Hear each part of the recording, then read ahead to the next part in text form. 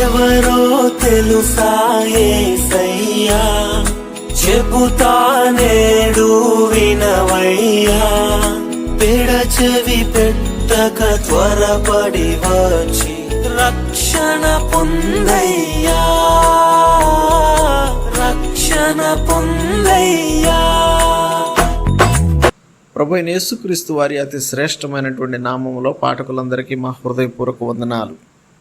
పిల్లరా, ఉమ్మి వేసి ఉమ్మితో బురద చేసి ఆ పుట్టుగుడ్డి వాని యొక్క కన్నుల మీద బురద పూసి నీవు సిలోయిం అనే కోనేటికి వెళ్ళి అందులో కడుక్కొనమని ప్రభు అయిన యేసుక్రీస్తు వారు చెప్పారు. వాడు వెళ్ళి అలాగూ కడుక్కొనగా చూపు గలవాడై వచ్చినని మనం యోహాను సువార్త 9వ అధ్యాయం 6-7 వచనాల్లో చూడగలుగుతూ ఉన్నాం.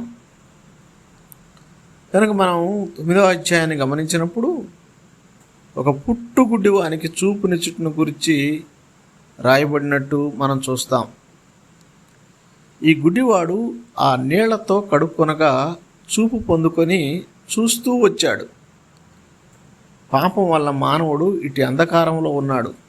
ఈ అంధకారంలో దుఃఖము, వేదన, వ్యాకులత ఇవి మాత్రమే భాగంగా ఉంటాయి. మానవుడు ఇటు పాప కారణం చేత చింతలో కూరుకుపోయి ఉన్నాడు. చాలా సందర్భాల్లో అట్టి చింత నుండి బయటకు రాలేకపోతూ ఉన్నాడు. కానీ ఎప్పుడైతే సువార్త అనే వాక్య జలాలతో తన అంధకారాన్ని కడిగివేసుకుంటాడో, అనగా ప్రభు అయిన యేసుక్రీస్తును తన స్వరక్షకుడిగా స్వీకరిస్తాడో, అప్పుడు అంధకార మార్గము నుండి స్వస్థత పొందుతాడు. అప్పుడు అతడు దేవుని న్యాయపు తీర్పు అనేటువంటి భయము నుండి విడుదల పొంది ప్రభు అయిన యేసుక్రీస్తు ద్వారా తన జీవితంలోకి ఆనందం మరియు పరలోక వెలుగును పొందుకుంటాడు. సిగ్గుపడకుండా ఎవరి అంతమైతే నరకంలో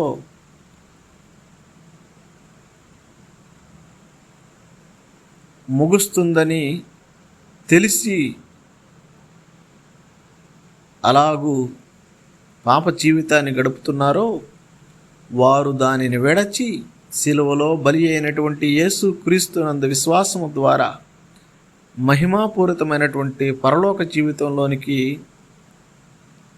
ప్రవేశించాలి. పాపం వలన ఏర్పడుతున్న అంధకార మార్గాన్ని విడచి యేసుక్రీస్తు ద్వారా ఏర్పడినటువంటి మహిమాపూరితమైనటువంటి పరలోక రాజ్యంలో చేరేటువంటి కృప ప్రభు మీ అందరికీ దయచేయునుగాక. ఆమేన్. దేవాది దేవుడు యేసయ్యా, మానవ జన్మతో వచ్చాడయ్యా. దేవాది దేవుడు